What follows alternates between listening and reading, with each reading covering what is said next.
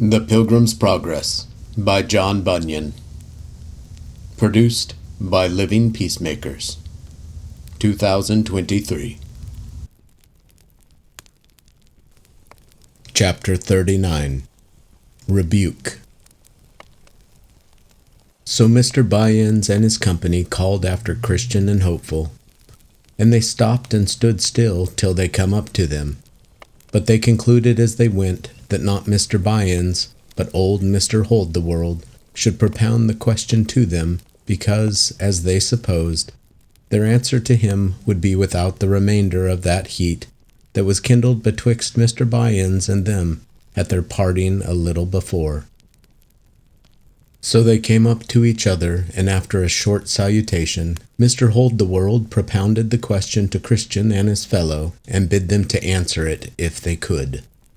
Then said Christian, "Even a babe in religion may answer 10,000 such questions. For if it be unlawful to follow Christ for loaves, as it is in the 6th of John, how much more abominable is it to make of him and religion a stalking horse, to get and enjoy the world? Nor do we find any other than heathens, hypocrites, devils, and witches that are of this opinion. 1. Heathens.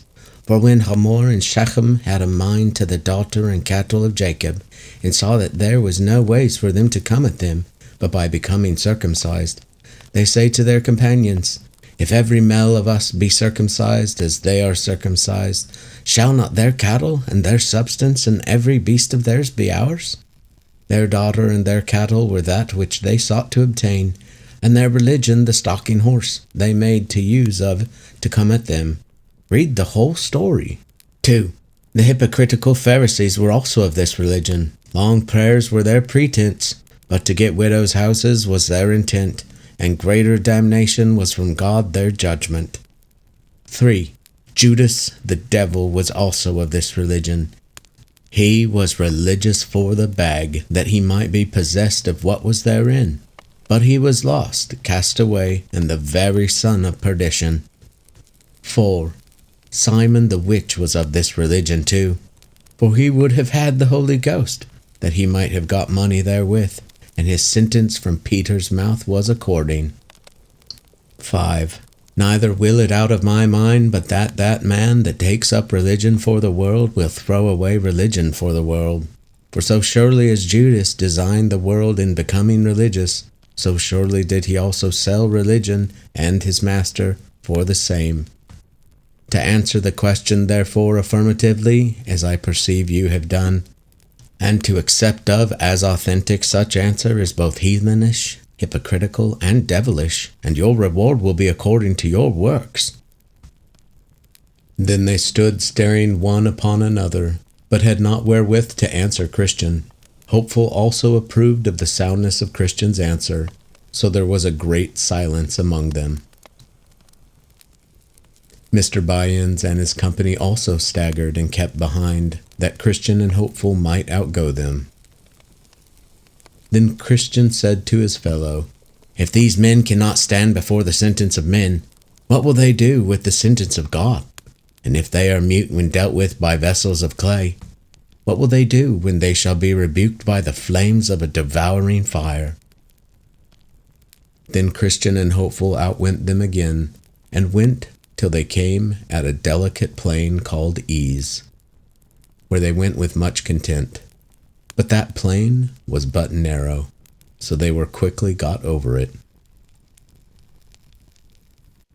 Chapter 40.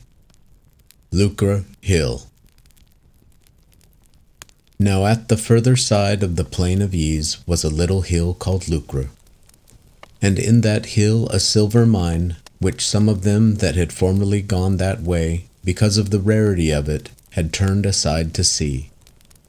But going too near the brink of the pit, the ground being deceitful under them, broke, and they were slain.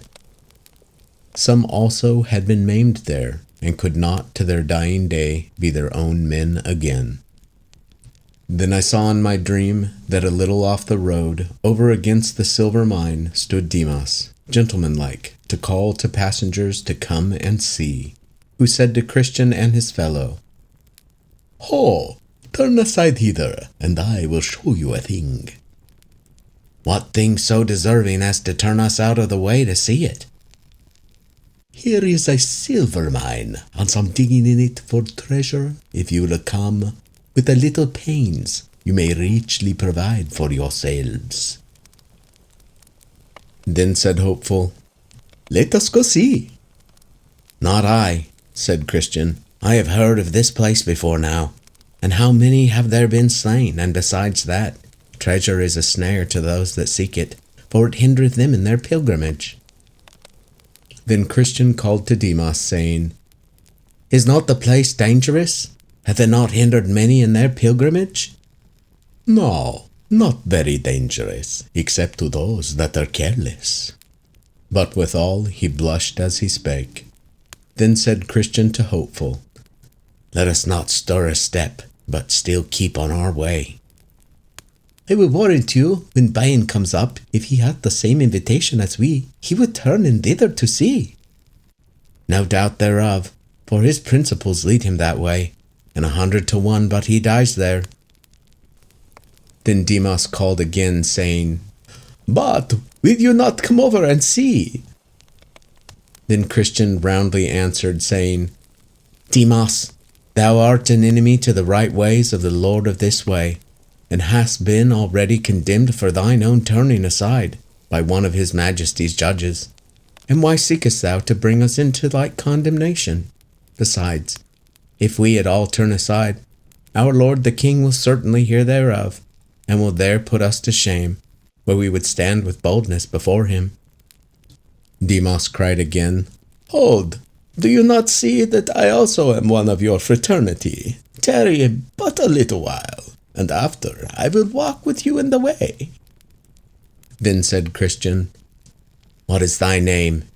Is it not the same by which I have called thee? Yes, my name is Demas. I am the son of Abraham. I know you. Gehazi was your great-grandfather, and Judas your father, and you have trod in their steps. It is but a devilish prank that thou usest. Thy father was hanged for a traitor, and thou deservest no better reward. Assure thyself that when we come to the king, we will do him word of this, thy behavior. Thus they went their way. By this time Bunyan and his companions were come again within sight, and they, at the first beck, went over to Demas. Now whether they fell into the pit by looking over the brink thereof, or whether they went down to dig, or whether they were smothered in the bottom by the damps that commonly arise, of these things I am not certain. But this I observed, that they never were seen again in the way. Then sang Christian, Buy-ins and silver, Demas both agree.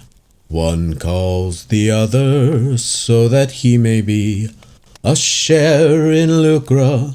Now these fools do trow evil money love, and no further go. Chapter 41. Pillar of Salt.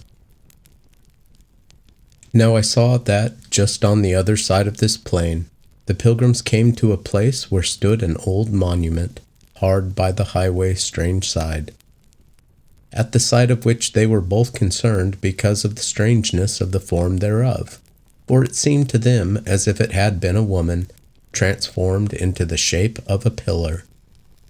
Here therefore they stood looking, and looking upon it, but could not for a time tell what they should make thereof. At last Hopeful espied written above the head thereof a writing in an unusual hand, but he, being no scholar, called to Christian, for he was learned, to see if he could pick out the meaning.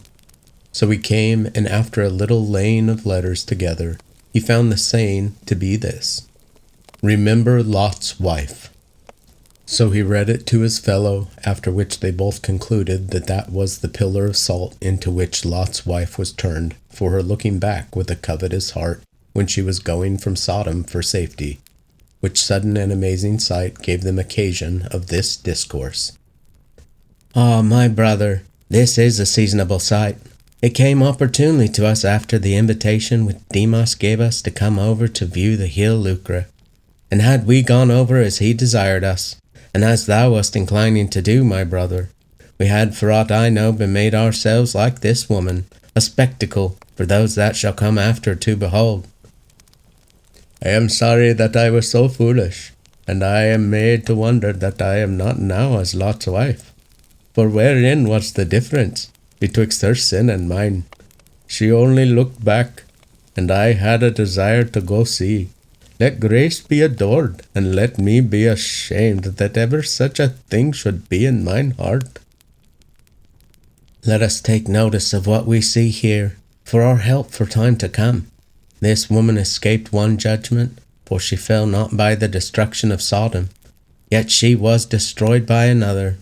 As we see, she is turned into a pillar of salt. True, and she may be to us both caution and example. Caution that we should shun her sin, or a sign of what judgment will overtake such as shall not be prevented by this caution. So Korah, Dathan, and Abiram, with the 250 men that perished in their sin, did also become a sign or example to others to beware. But above all, I muse at one thing, to wit, how Demas and his fellows can stand so confidently under to look for that treasure which this woman, but for looking behind her after, for we read not that she stepped 1 foot out of the way, was turned into a pillar of salt, especially since the judgment which overtook her did make her an example within sight of where they are, for they cannot choose but see her, did they but lift up their eyes. It is a thing to be wondered at, and it argueth that their hearts are grown desperate in the case, and I cannot tell who to compare them to so fitly, as to them that pick pockets in the presence of the judge, or that will out purses under the gallows. It is said of the men of Sodom that they were sinners exceedingly, because they were sinners before the Lord, that is, in his eyesight, and notwithstanding the kindnesses that he had showed them. For the land of Sodom was now like the Garden of Eden heretofore.